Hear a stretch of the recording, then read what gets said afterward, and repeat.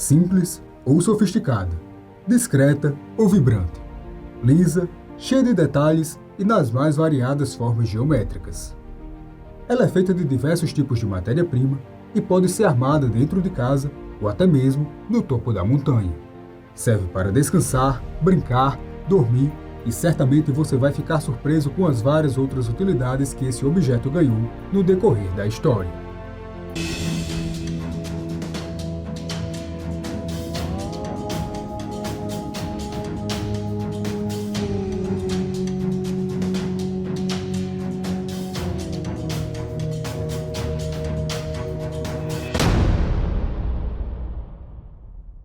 Considerada a referência típica do descanso brasileiro, a rede de dormir é um objeto disseminado em todo o território nacional.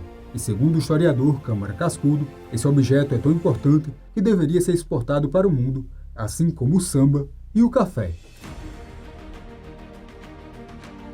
Criada pelos primeiros habitantes desta terra, foi inicialmente chamada de ini, pelos índios, que a construíam de forma simples, utilizando basicamente cipós e lianas, materiais encontrados em grande quantidade onde viviam. Mas um acontecimento mudou profundamente a história da rede de dormir no Brasil. A chegada dos portugueses.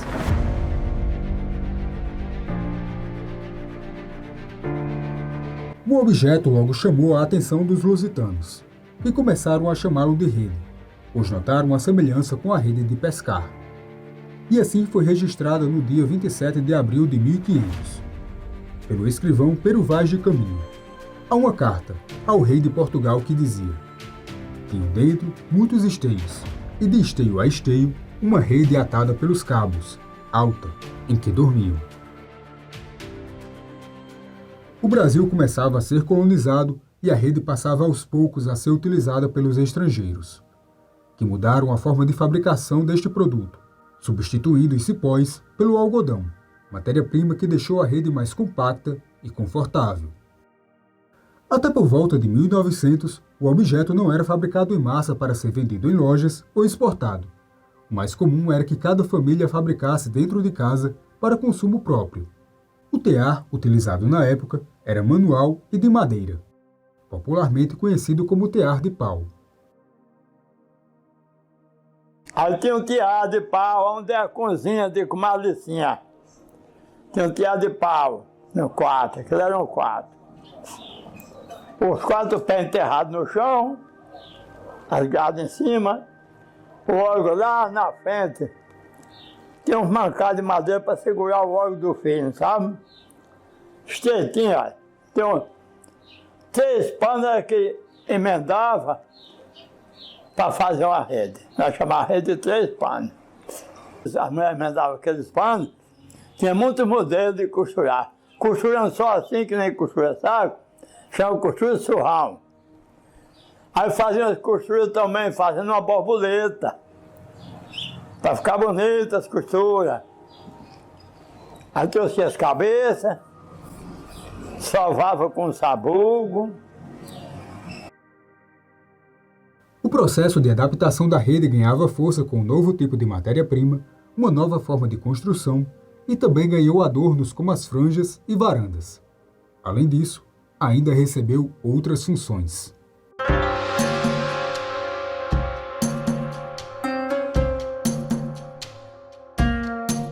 O costume de transportar pessoas foi adaptado por imigrantes aqui no Brasil com a utilização da rede. Geralmente utilizada por ricos agricultores ou mulheres, a prática consistia em 2 escravos carregar uma pessoa deitada em uma rede, que era armada em um cabo de madeira.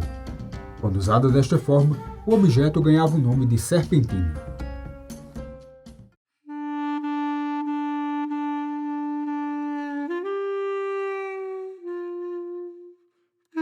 A rede também recebeu outra função um pouco curiosa quando foi utilizada no transporte dos mortos até o local onde seriam enterrados. Prática comum nas áreas mais pobres da região Nordeste.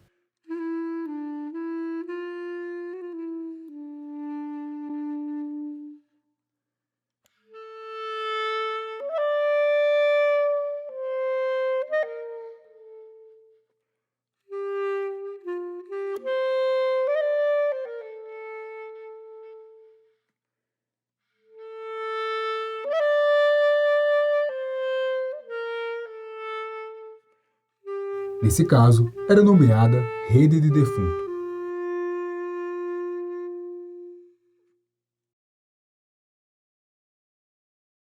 Apesar das semelhanças quanto ao transporte de pessoas, a serpentina e a rede de defunto têm uma grande distinção social. Enquanto a serpentina era de uso exclusivo dos ricos, a rede de defunto era o meio mais viável para quem não tinha outra opção para transportar o corpo do parente falecido.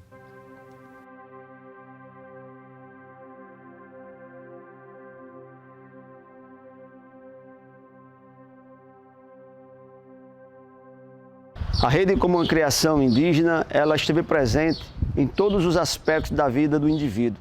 Passou por todos os períodos, principalmente aqui no Brasil, desde o período colonial até os dias atuais, a rede esteve presente na vida e no cotidiano das pessoas.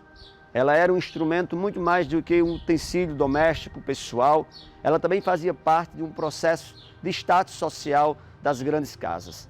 Para as grandes casas, as casas dos senhores de engenho, era dedicada às redes grandes, largas, de preferencial branca e com suas varandas ostentosas. As pequenas, estreitas e sem varandas ficavam para as demais casas e muitas delas ainda para os escravos. Foi utilizada por todos os aspectos sociais e presente em todos os níveis da sociedade. Com o processo de industrialização, surgiram as tecelagens, locais onde o produto era feito em grande escala para ser comercializado. O aumento da procura acelerou a implantação do tear mecânico, fator fundamental para a produção em massa das redes.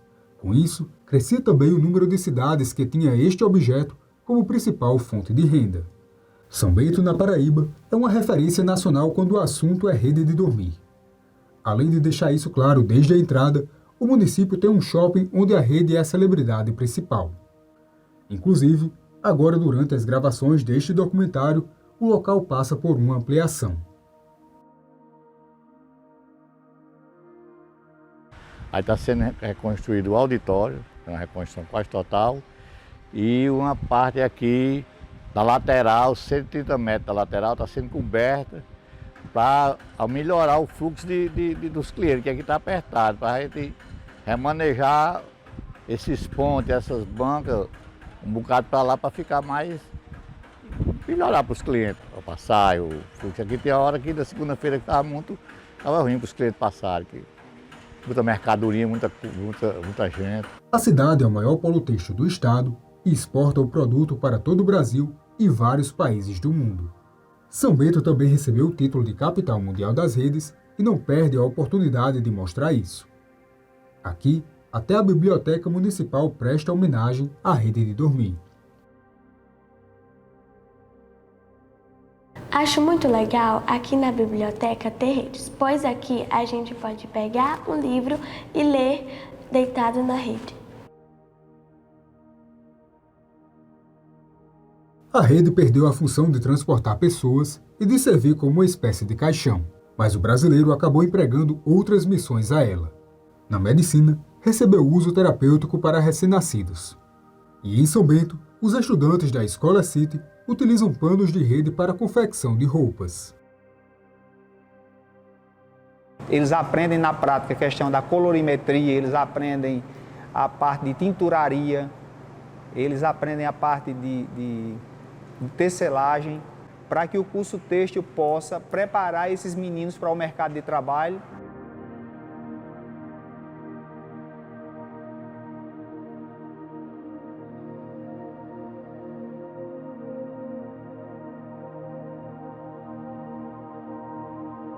São Bento ele se destaca pela produção de rede e com isso nós utilizamos a rede como matéria-prima para fazer essa coleção.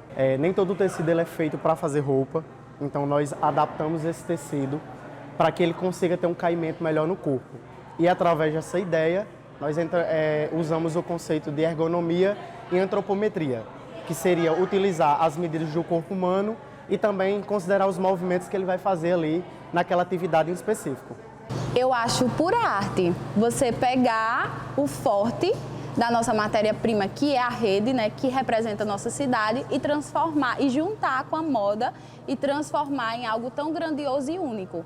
difícil você ver em qualquer lugar. Então, a matéria-prima da rede, ela já é bem difícil de ser trabalhada. Então, quando a gente consegue transformar e transmitir exatamente o que a gente deseja através do Outfit, que é o look, é o visual completo, eu acho que a gente traz a cultura da cidade junto com a moda, uma união perfeita e diferente. O resultado das produções é exposto através de desfile em um tradicional evento têxtil da cidade. A Expo Têxtil acontece anualmente e expõe para o público o que o município tem de melhor no ramo têxtil.